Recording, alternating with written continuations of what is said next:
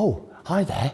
I'm just here at White River Cinema, putting a few finishing touches on the tree. Could you believe it? Will got me in for a chat and here I am doing the tree. Let's see if I can reach. Oh, beautiful. Let's go see if I can find him. Not a creature stirring, but we'll see if he is. Hello and welcome and a very Merry Christmas to you, my darlings. I hope you're somewhere cosy and warm and snuggled up as we're about to talk the latest releases come to the cinema near you with WTW Cinemas and our very own WTW Will. I was trying to think of how I could get winter in there. Oh, yeah. Oh, yeah.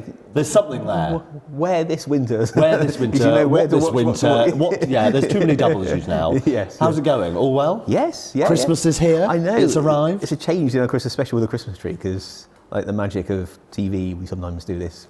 Yes. Pre-Christmas tree. Are you feeling Christmassy? On and off. You get the occasional waft. A waft of festivities. Yeah. A bit of a smell, a bit of a look. And you've got your Christmas tie on there as well. You're looking very smart with it. And we're both wearing matching Father Christmas red today as well. No sitting on my lap, thank you very much. How's it been over the past few weeks? You know, what's been in, what's been on?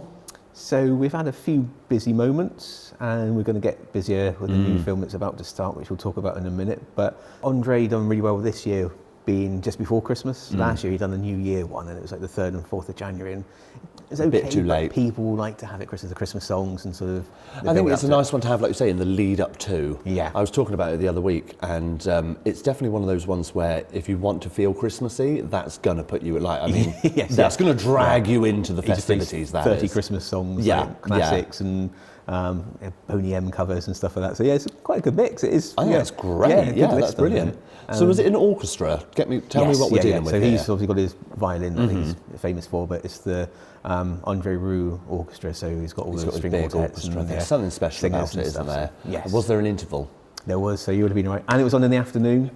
Yeah, so that's why she didn't turn up. Now we're talking. So I'm going to start shuffling in with the silver screen gang, shuffling with the busload of them. No, that's really good to hear. And like you say, it's nice as well that different sort of things are being supported. I think this is the thing. People are sort of going, oh my gosh, yeah, you can go and see these different things. I've got the Nutcracker next week, and that's nearly sold out. That one. That's going to be a really good one, isn't it? Again, almost sold out. So that's really good. Why do you think that sort of urge has come for these sorts of things? Well, the Nutcracker is busy every year. It always does, and there'll be slight variations, but it is very much the same sort of story. But I think it's become a bit of a tradition, certainly for the event cinema ones that come along that will watch the ballets and operas, because they are pretty well attended, but this one always does sort of get that extra boost. So I think it's people just love the Christmas and nostalgia. You know, it's a safe entertainment. And like I say, I think it's nice to get that tradition of it where you'll soon have the family going, right, you know what we do this Christmas? We go see Nutcracker in the cinema, and that's what they do every year. And like you say, it could change up each time, so it's not going to seeing the same exact thing every time. You know, there's going to be some differences and stuff like this. Yeah, there's always different interpretations and costumes. And like you say, you can get Nan and Grandad involved, the kids as well, and it's just that sort of different again, isn't it? Which is quite nice. And I think the cinema's changing in that way, where people are getting a bit more open-minded to going and seeing these different things rather than just the standard format of films and things like this. Yeah, it's sort of opened up a bit, hasn't it? Yes, yeah, certainly. So that's your event side of things. It's all going on there, isn't it? Yes, yeah. But by the time people watch this, obviously Andre's been and gone, and Nutcracker would have been and gone. So they've defrosted. Yes, they've defrosted and gone. We still got Simon Callow's one-man presentation of A Christmas Carol back. Tell me about this, because I'm not sure how this works. So is it literally him? He's basically reading the book, because Dickens, when he first presented the Christmas Carol back in the day, he would read it himself and go around and sort of like do these big readings and like take on the voice of the characters and stuff like that. So Simon Callow's reinterpreted himself, but he does get very involved, doesn't he? You know, I can imagine him going from Scrooge. I can imagine him really getting into it. But he does love it. What would we be looking at? Am I looking at just Simon Callow having a read of a book here? I haven't actually seen it. You know what I mean? Yeah. This is what I think's fascinating. Yeah. Is there going to be little things with it, or CBeebies Bedtime? Yeah, you there reading the magazine. Reading the book here, reading the magazine. Very relaxing, if so. Yes, yeah. I don't know. I imagine he's going to be moving around a bit because he is quite a big actor, isn't he? Character with it, definitely. Yeah, so I imagine they'll have some props to go for and things like this as well. Yeah. Saying about different things, I'm going to go back in time now. I came to the Dolly Parton Rockstar. Oh yeah, premiere I'm night. to ask you afterwards. And really didn't know what to expect. No. You know, hour long, album release, I thought, what, you know, is Will going to be around the back pressing play on a CD player and putting it into the CD player, you know? But the way they did it was really clever. So they opened with one of the first tracks from the album, and then it sort of went into an interview with her and a gentleman. And then they sort of spliced together various footage from different tours, different gigs she's done over the years, all kind of sort of appropriate to the track that was playing. And it went like that. It went so quickly. Oh, right. That's because a good sign. Yeah, it wasn't just music video. There was a bit of interview between. It was some old tour footage, her talking about the track and how it came about as well. So if there's more album releases like that, 100% I'll be going to those. Oh, excellent. That was really a good way of doing it. I don't know if it's the first one ever, but it's the first one we've done. We didn't really know what to expect either, because it was quite a short production and stuff like that. So I think there's a few things we could sort of maybe do a little bit differently next time. But because it was live across all cinemas, wasn't it? Yes, at that time. It was, a proper live one. So, it'd be. And it's you've got everybody all watching it. And I I left and I was like, oh my gosh, that was amazing. I knew all about the album, and you know, I think when you're into your music anyway, that's you're sort of straight halfway in there. It's sort of like a cross between seeing a film and music at the same time. And it was a look at as well, because I think the album was released a couple of days later, so you sort of had a bit of a sneak preview. So there was some footage in there of her doing some bits during COVID and things like this as well, and there was a more up-to-date version of 9 to 5. She also did a Christmas song as well. I did hear there was going to be a holiday. It was just really different. Do you know, I couldn't even tell you now. I couldn't even tell you now. It was that good. I remember the 9 to 5 cover any day of the week, don't get me wrong. We had the details and said there'll be a cover of 9 to 5 and the holiday classic. Christmas one, yes. So that was really, and again, something different. And I must say, I did like it just being an hour long. I will admit now, it was lovely going, do you know what? I've just seen a whole film. There's an hour. Off I go. Lovely jubbly. Just little old me's very content with things like that. When those sort of treats happen, I'm like, get in. It was not dragged out or anything. Well, it was enough for what it was as well. Yes. It's enough for what it was. Yeah, it's good that they don't sort of drag it out, because sometimes they can be a bit much. Didn't need to. Yeah. So what else is on the cards for coming up soon? Love Actually, I hear as well. Yeah, one of your Christmas classics. So that's back for its 20th anniversary. So where do you stand on the debate? Is Love Actually a Christmas movie? Of course it is. You're saying yes? Yeah, that's not even up for debate. Not even up for debate? No. Oh no, of course it's all Christmas. You're saying it's definitely 100% Christmas? Okay, what about Die Hard? Die Hard's more debatable because it's set around a Christmas party and stuff like that. I would say yes, it is, because most people just will watch it at Christmas, but you could watch it all year. You wouldn't. I think there's almost like a subgenre, isn't there, of Christmas films where they're not actually about Christmas, but you watch them at Christmas. Yes. Oh yeah, that sort of suit the style of it. You know, there's like that subgenre there. Yeah. I quite like the Lord of the Rings and things like that.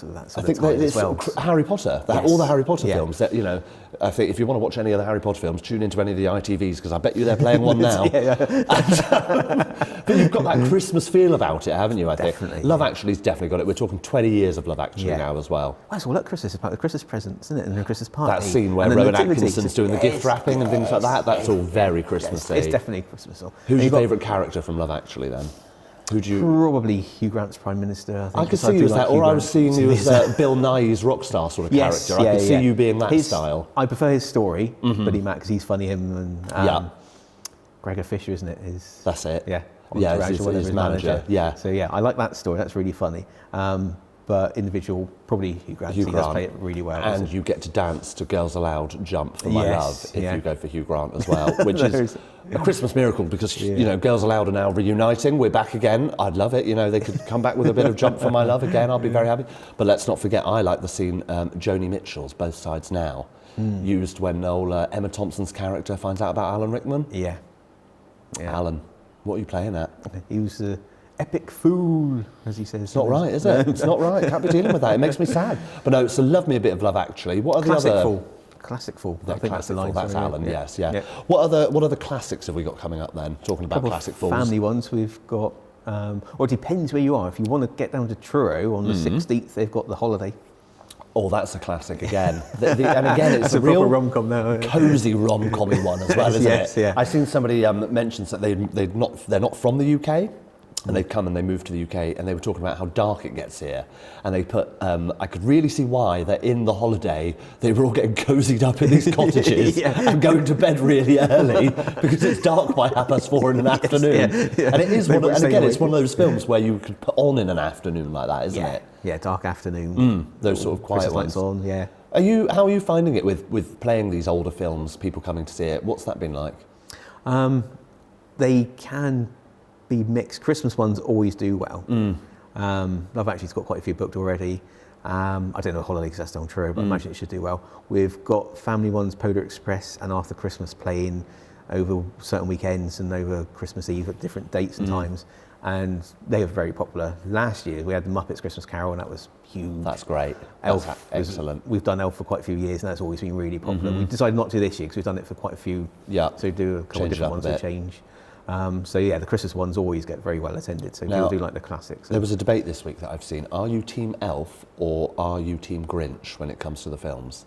Because apparently they're two very different kind of people. Films it'd be Elf anyway. You're going for Elf. You're cashing in on the Elf. Yes, yeah. Depends on the Grinch. Is it the animated newer one or is it the Jim Carrey one? I think Jim Carrey you've got to stick with, haven't you? Yeah, no, I'd still stick with Elf. So. But then I've heard pretty good things about the animated one. Yeah, Benedict Cumberbatch. I have heard good I do things. prefer that one. Yeah.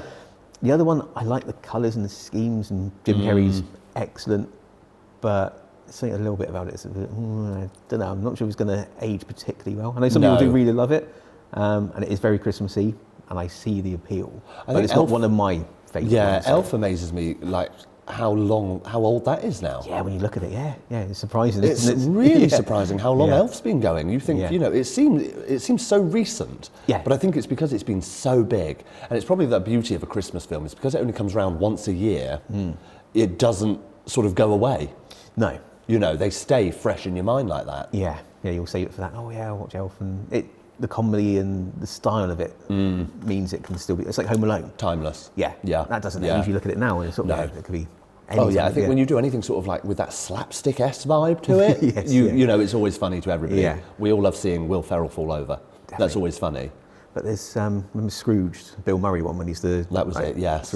That's aged quite a bit when you look at that now. And you can tell on some of them. You really can't. I think that's the thing. Either you can't tell at all and they're timeless, and then you keep going back to them, or you look and you go, oh, yeah. Oh, yeah. And there's always a few jokes and things like that where you go, oh, okay. Wouldn't have put that in there now. Yeah. There might be a warning in the Muppets Christmas Carol soon, you never know. Oh, I can't go wrong with Muppets. Muppets Christmas Carol is the best depiction of the Christmas Carol story, I would say. We watch every Christmas Eve. That is the best one.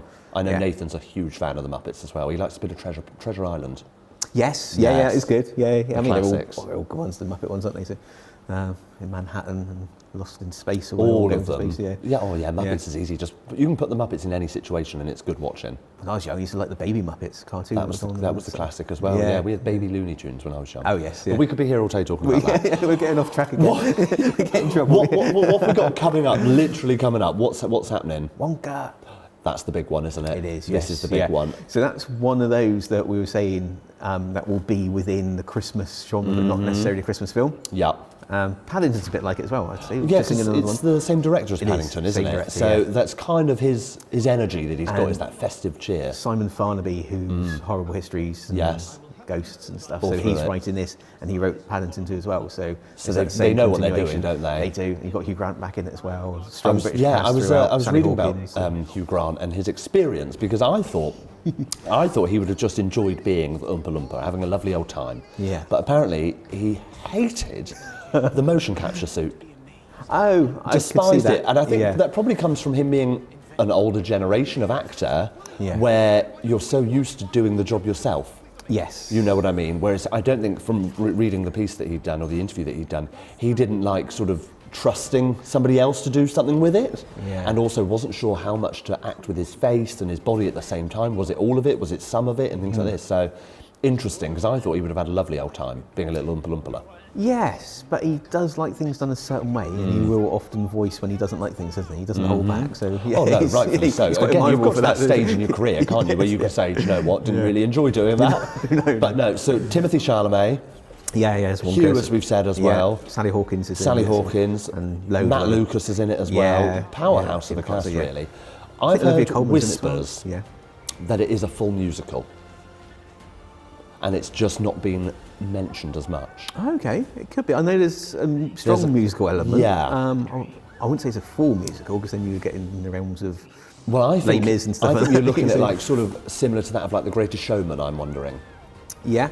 Maybe, that sort of soft launch of a musical where it's not, da, da, da, da, da, da, but it's a few songs Lots of throughout songs, and things like this. yes. Because we think, obviously the Gene Wilder one, that had a couple of songs in it. I mean, maybe even more than a couple. Yes, yeah, that was close, definitely. So there was that. I don't think the last one had so many. No, I don't think there was so Oompa Loompa much. song, haven't you, going there. So yeah, the Gene Wilder one was definitely more musical. There was more in music. the So boat and yes, stuff. it's interesting whether they will, and if they haven't put anything in the trailer to show it or anything like that. There is a depiction, isn't there? There's like one big set piece scene when he's like introducing the chocolate and people dancing around and things. So you And then think there is you've got, like, definitely you're going to have the Oompa Loompa song in Yeah. there in some regard, I think. But the thing is, it's not the same story. No, because it's a prequel. So yeah. it could be anything. Obviously, it's going to be original music, I'd imagine, anyway.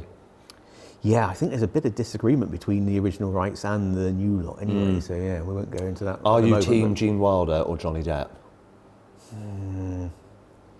Tricky one, really. Not really. Probably Gene Wilder, I think. Thank you. But the film itself has some dodgy moments in it. So Yeah, and I was watching something the other day, and apparently it's actually the Johnny Depp one was closer to the Roald Dahl story than the Gene Wilder one was. Yeah, because the title's the same as well. So there's that dodgy the chicken in there in the boat with Gene Wilder one. Like my wife pointed out the other day, did the children actually survive? Did they get out? We don't know. Augustus, what happened to him? Yeah. He's still stuck in that chocolate tube somewhere. Yeah. That would be me. I'd be straight in there. Straight in there. Forget about all the other ones, the chewing gum and the everlasting gobstopper and all that. I'd be straight in that chocolate river, thank you. But what's happened to those children? That's the Sweeney Todd spin-off. Sweeney right Todd there. spin-off, yeah. Exactly. The Yeah. demon chocolatier of Fleet Street. Yeah. So Wonka, that's the big one coming Yes, out now, definitely, isn't yeah, it? big That's Christmas the release. big boy. Yeah. What do you sort of see this time of year for the Christmas releases?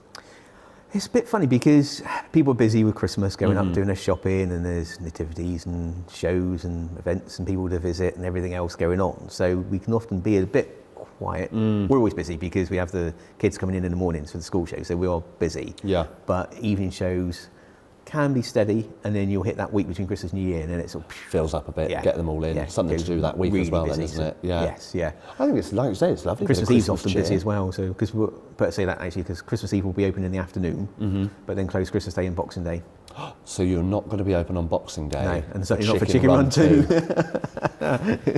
There was an inquiry. Well, I'll have to make sure, if you're any Chicken Run 2 avid fans listening out there, I'm sorry to disappoint you now. They're not being open on Boxing Day to show Chicken Run 2. I don't even know when Chicken Run 2 is released. Is it released? It's Netflix this month at some point. is actually It's gonna be out for Netflix Boxing on this Day then. month. Okay, Yeah, fair it enough. might even be Boxing Day, actually. That might be my Boxing Day sorted. I might be at home watching Netflix on Boxing Day now. Sorry, Nan, if you're watching this.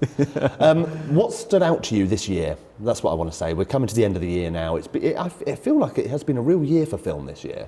There's been peaks and troughs. Yeah. It's started off well.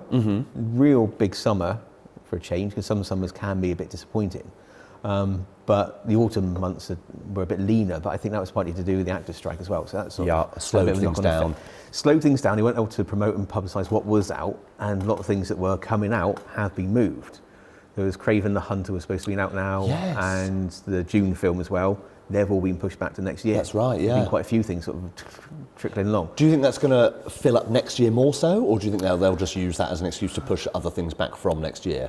I suppose a lot of things next year. I think Mission Impossible's even moved back as well, wasn't it? Has The it? second one and stuff. So yeah, it's been a few things. So it's had a bit of a knock-on effect. You think it did drag on quite a bit longer than it should have done. Really, it was a couple of months at the end. It was wasn't like 114 days in the end or something like this, wasn't it? Yeah, there was. What were they doing? There was some premiere, wasn't it? And people turned up for it. And then the strike was announced, and they sort of left halfway through the That was premiere. it, yeah. What's that? Come on, wasn't it? Like I say, I'm just glad Chicken Run was done. That's fine by me. That's done, yeah. So what are those So my peaks? standouts. So the Yeah. peaks are obviously Barbie and Oppenheimer, really. So That's they were a been big the summer year of it, ones, hasn't it? Yeah. Do you think they'll going forward? Do you think they'll stick with this sort of format of releasing two big, very different films at the same time? They often do, but you don't always know about it. That's No. the thing, so, because they yeah. will contrast. You not quite often get like a more adult film and a kids' film. Mamma Mia, and Biggest was one. it Dark Knight? Yes. At the same time? That was the classic, wasn't it? Yeah, they would have been out together. So it does happen, but I think this one, because the publicists got on and the PR teams and sort of made a big thing about the Oh, I two, think sort of, as a marketing side of things, it was easy. You've got Oppenheimer, which is this very serious, very black and white, very by the books and all this.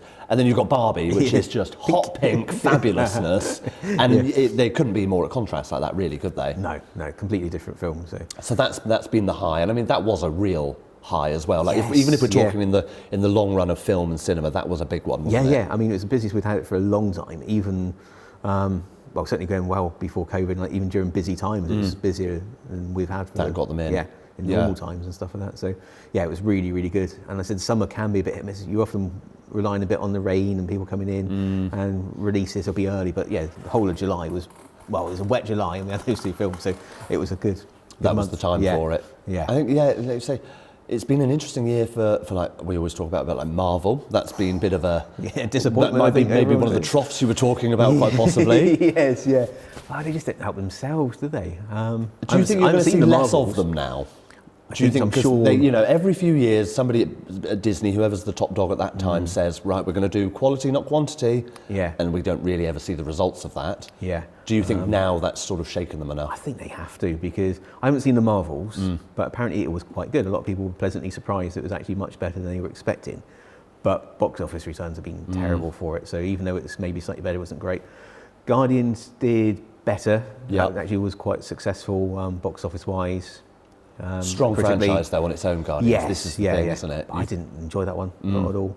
Ant-Man was poor. Yeah. And next you just you keep looking ahead and you think, oh, it's just nothing Yeah. there. The only one I'm quite keen on is the Thunderbolts at some point. That's sort of Different. That's I think anti-hero why. thing. And again, touching on Marvel and Disney, obviously Wish was released this past couple of months Yeah. as well. And I think the problem is they're so stagnant in this format that they've made for themselves. A lot of it with like Wish, for example, you've got Frozen was such a huge hit Yeah. that they sort of went, this worked really well. Let's lock that in and just keep doing that. And They're not having themselves a Disney Plus. I know they're thinking behind it, and they're probably making money out of it, but they're having to churn out so much for that, and then they're releasing stuff in cinemas, but then it's going on to the Disney Plus quite soon. Very I know quickly last year you had afterwards. Encanto, and it was released in cinemas on 25th of November, and it was on Christmas Eve on the Disney Plus. It was only months that people will sort of wait a bit for that. Wait their turn. So I've got to ask, 2024, what are we looking forward to? What are we thinking of? What's in your calendar, in your mind? Nothing really. Nah, don't fancy it. Nah, you're all right. Nah, see what's on telly. Yeah, just have a quick look what's coming out. So Argyle is one I'm looking forward to. It's the new Matthew Vaughn one who done the Kingsman films. Like a bit of Kingsman, yes. Henry Cavill, and we've got Dua Lipa making a Good transition cast over. then. Yes, yeah. And what's it about? Not Plymouth Argyle, I assume. So there's a writer, and she creates a spy character called Argyle, and then she's a bit of a recluse, travelling across Europe, I think, doing a bit of a book tour thing. But she always takes her cat with her, so the cat sort of lives in the backpack. The cat looks a bit weird. To Like be the fair. Cat Man. The Cat Man, Oh, yes, lovely. yes, all about it, yeah, the Cat Man. And her sort of creation is actually very close to the truth. So the spy organisation actually enrolled her because they need her assistance, because a lot of the stuff she's writing is actually coming true. I can see or that. she predicts. That suits them as well to a T, really, doesn't Yeah. it? What they're doing, that's right up their street. Yes. I'm gonna. Oh, what do I want? Deadpool 3. I'm very excited, mainly for the fact of Hugh Jackman's Wolverine. Exactly. Yeah, he's playing. But I'm a bit yellow. worried because that was during the strike that we talked about earlier, so I'm not sure how that would have been affected. It's one of the few Marvels next year, and they're trying to blend it within the mainstream Marvel, even though it's been like the Sony Marvel, so into the MCU. So will they be bringing it down to a 12A? And is that the introduction to the X-Men? Where are we going from here? Is that the whole? Because you think at the end of X-Men Marvels, may have recently been teased somewhere else. Exactly. So it could be a good year for them yet. They could get it all back in. And if you are looking for a successful action movie, I suggest Kung Fu Panda 4. Kung Fu Panda That's 4, what yeah, I'm you're very looking much at. looking forward to. Bit of Kung Fu Panda 4. Panda Trust me, 4. all 3 of them are good. Those first ones, Oh, yes, yeah, they'll be fine. There's quite a few. And there's always rumours as well about Shrek 5 coming up, but I don't think that's 5. next year. I think that's 2025. Quite a few sequels next year. There's Despicable Me, he's got another one. Inside Out's got another one. Yes. They are supposed to be doing Frozen and Toy Story, but I don't think they're next year. No, Not I on the think list. Frozen as well has been officially confirmed to be 4. So there's going to be another 2 still to go. Is there? Yes, quite. And like you say, Toy Story as well. I think Toy Story, no need for it. I thought that was all rounded off, to be honest. At number 3. Yeah, at number 3, Yeah. yes, yeah. The 4th was fine, but that was definitely rounded off because everybody's gone its own way. So I don't really see there's quite a need for another. But I mean, Andy's going to be in blooming nursing home he's out of looking it for now these anyway, toys. isn't Yeah. he? yeah. Will they bring him back now? He might have his own kids and stuff. So. Thank you for chatting with me today. Thank you Yes. for welcoming me into your grotto today. The grotto, And the yeah. delicious mince pie delicious coffee here, Delicious available at coffee. White River Cinema, and it was And very your sweeties scrumptious. as well. And my sweeties, yeah, they are real. They are real for anybody that thought they were, props. I'm not going to eat one now. Watching my Christmas waste. Thank you for talking with me, Will. Lovely Don't to forget your join cinema you. gift card. And cinema gift cards as well. And I do see available on e-gift cards as well. Yes. Very good. Yeah, If you're- sustainable if you want to we do have your get it. e-gift card. Christmas Eve. We It's a do great get people sort of calling up late on Christmas Eve wanting the gift card. And Yeah. it ain't going to get there in time, but an e-gift card would. There you go, and that's the perks of it. That's So your be sure Christmas to tip for get this in year. touch now, get your gift card sorted, get your present sorted, and I'll see you in the new year. Yes. Thank you for lovely. Merry Christmas. Merry Christmas! Listen, a very, very Merry Christmas and a Happy New Year to all of you from Chaos Digital. And White River Cinema. Thank you for joining us this year. We will see you in the new year. Get yourselves to the cinema now for those lovely Christmas vouchers. Merry Christmas. Thank you, Will.